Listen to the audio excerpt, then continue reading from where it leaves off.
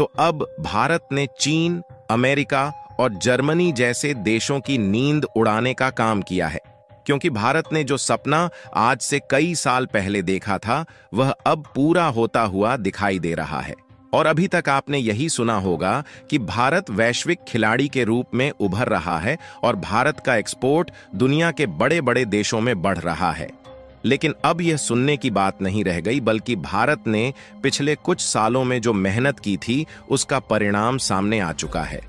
ये बात हम नहीं कह रहे हैं, बल्कि खबर निकल कर आ रही है कि भारत वैश्विक खिलाड़ी के रूप में उभर चुका है और भारत के द्वारा पेट्रोलियम, जेमस्टोन यानी कि रत्न और शुगर जैसे कुछ अन्य प्रोडक्ट के एक्सपोर्ट के मामले में पिछले 5 सालों में पहली बार भारत ने ऐसी जीत हासिल की है कि उस आंकड़े को देखने के बाद आपको भी भारत पर गर्व महसूस होगा। और कुछ सेक्टर में तो इंडियन प्रोडक्ट की डिमांड इतनी तेजी के साथ बढ़ी है कि इस समय भारत दुनिया का तीसरा सबसे बड़ा एक्सपोर्टर बन चुका है। और आपको बता दें कि किसी भी देश की जो कमाई होती है वह सामानों के एक्सपोर्ट बढ़ने से ही होती है, इसीलिए इसका सीधा असर भारत की इकोनॉमी पर पड़ रहा है और भारत की इकोनॉमी के आगे बढ़ने की रफ्तार और भी ज्यादा तेज हो चुकी है।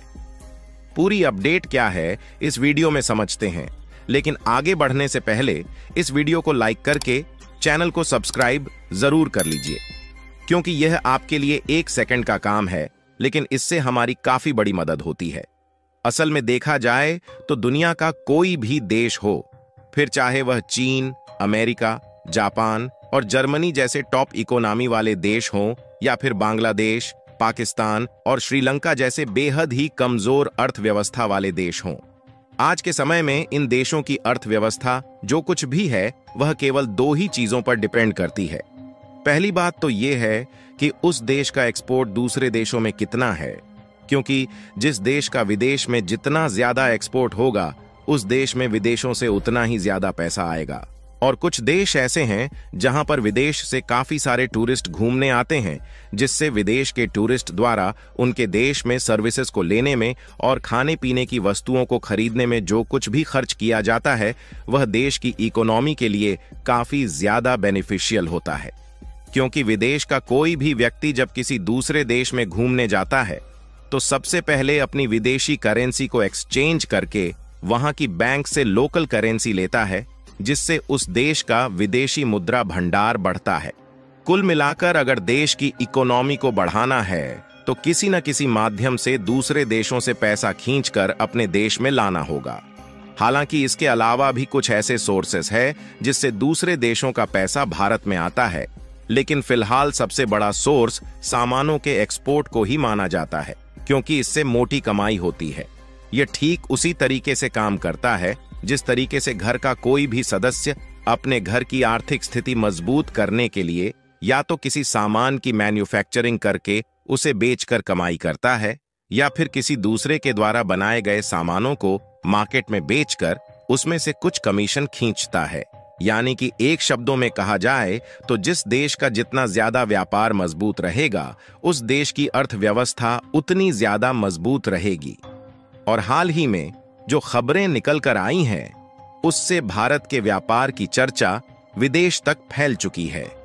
क्योंकि आप इस रिपोर्ट में साफ साफ देख पाएंगे कि भारत इस समय एक्सपोर्ट के मामले में वैश्विक खिलाड़ी के रूप में उभर चुका है,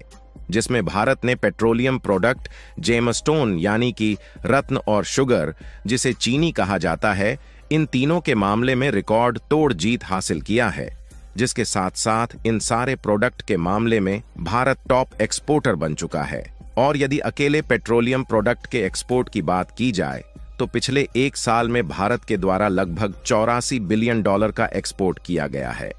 वैसे तो 2018 के समय पेट्रोलियम एक्सपोर्ट के मामले में भारत का स्थान 5वें नंबर पर था, लेकिन इस समय भारत दुनिया का दूसरा सबसे बड़ा पेट्रोलियम एक्सपोर्टर बन चुका है। वैसे देखा जाए तो भारत में पेट्रोलियम का बहुत ही कम प्रोडक्शन होता है, लेकिन भारत में काफी बड़ी बड़ी रिफाइनरी कंपनियां मौजूद है, जिनमें से जामनगर रिफाइनरी जो कि गुजरात में मौजूद है, यह दुनिया की सबसे बड़ी रिफाइनरी है। इसीलिए हमारे देश में भले ही कच्चे तेल का प्रोडक्शन कम होता है, लेकिन रूस और सऊदी अरब जैसे देशों से सस्ते दामों में क्रूड ऑयल इंपोर्ट करके इन्हीं रिफाइनरीज का इस्तेमाल करके डीजल, पेट्रोल जैसे अन्य उपयोगी फ्यूल में कन्वर्ट करते हैं। इसके बाद ज्यादातर हिस्सा तो भारत में ही कंज्यूम हो जाता है, लेकिन इसका एक बहुत बड़ा हिस्सा हम लोग भारत के पड़ोसी देशों के साथ साथ यूरोपीय देश में एक्सपोर्ट करते हैं। और आपको जानकर खुशी होगी कि इस समय पेट्रोलियम एक्सपोर्ट के मामले में भारत दूसरा सबसे बड़ा देश तो बन ही चुका है, साथ ही पेट्रोलियम का एक्सपोर्ट यूरोपीय देशों में लगातार बढ़ता ही जा रहा है। और इस समय दुनिया भर का जो 13% पेट्रोलियम मार्केट है, उसे भारत अकेले कंट्रोल कर रहा है। इसके अलावा कीमती पत्थरों के क्षेत्र में भारत ने जो ग्रोथ हासिल किया है, वह वाकई में सोचने लायक है, क्योंकि साल 2018 के समय कीमती पत्थरों के एक्सपोर्ट में भारत दूसरा सबसे बड़ा देश था और उस समय लगभग 16% मार्केट भारत के कंट्रोल में था। लेकिन पिछले 5 सालों के अंदर आज भारत ने 2 गुना से भी ज्यादा ग्रोथ हासिल किया है और लगभग दुनिया का 37% एक्सपोर्ट मार्केट भारत के कब्जे में आने के साथ साथ इस समय भारत दुनिया का सबसे बड़ा कीमती पत्थरों का एक्सपोर्टर बन चुका है। और इसके वैल्यूएशन की बात की जाए तो वह 1.5 बिलियन अमेरिकी डॉलर हो गया है। और इसी तरीके से भारत के एग्रीकल्चरल प्रोडक्ट गन्ना और चुकंदर से बनाई जाने वाली चीनी के एक्सपोर्ट ने पिछले 5 सालों में इतिहास के सारे रिकॉर्ड को तोड़ दिया है।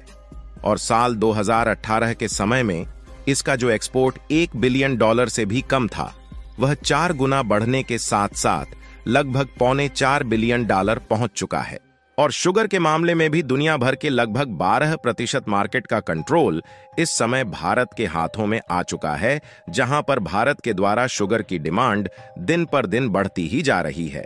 और इतना ही नहीं, बल्कि जो केमिकल्स प्रोडक्ट और दवाइयां होती हैं, इनके एक्सपोर्ट में भी भारत ने काफी शानदार बढ़ोतरी हासिल किया है।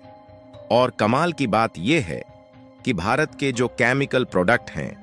उन्हें अंतरराष्ट्रीय कृषि और पर्यावरण मानकों को पूरा करने के साथ साथ प्रोड्यूस किया जा रहा है, जिससे उन देशों में भी भारत के एक्सपोर्ट बढ़ने के चांसेस हैं जो अभी तक भारत से नहीं जुड़े हुए हैं। और देखा जाए तो केमिकल्स प्रोडक्ट के मामले में भारत अब वैश्विक स्तर पर तीसरा सबसे बड़ा निर्यातक है,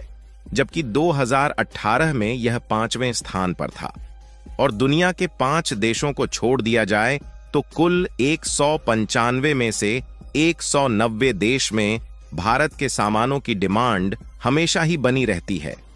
और कई देश इसी बात से परेशान है कि आखिर इंडियन प्रोडक्ट की डिमांड 190 देश में इतनी ज्यादा कैसे बनी रहती है। और भारत जिन देशों को सबसे ज्यादा सामानों का एक्सपोर्ट करता है, उसमें अमेरिका, यूएई, चीन और सिंगापुर के साथ साथ लगभग सभी यूरोपीय देश शामिल है। और मिडिल ईस्ट देश की बात करें तो वह भारतीय प्रोडक्ट के तो दीवाने ही हो चुके हैं। सबसे जरूरी बात यह है कि साल 2018-19 के समय भारत वैश्विक एक्सपोर्ट के मामले में 28वें नंबर पर आता था, लेकिन 5 सालों से भी कम समय में भारत ने 10वीं पोजीशन क्रॉस किया और आज 17वें स्थान पर पहुंच चुका है। फिलहाल आपको क्या लगता है कि भारत को 10वें स्थान पर पहुंचने के लिए कितना समय लग सकता है और किन चीजों पर ध्यान देने की जरूरत है? अपनी राय कमेंट में जरूर बताएं और इस वीडियो को एक लाइक करके अपने मित्रों तक शेयर जरूर करें ताकि उन्हें भी जानकारी मिल सके। इसी तरह और भी नॉलेजेबल वीडियो देखने के लिए चैनल को सब्सक्राइब करके बेल आइकन को ऑल पर जरूर सेलेक्ट करें। जय श्री राम।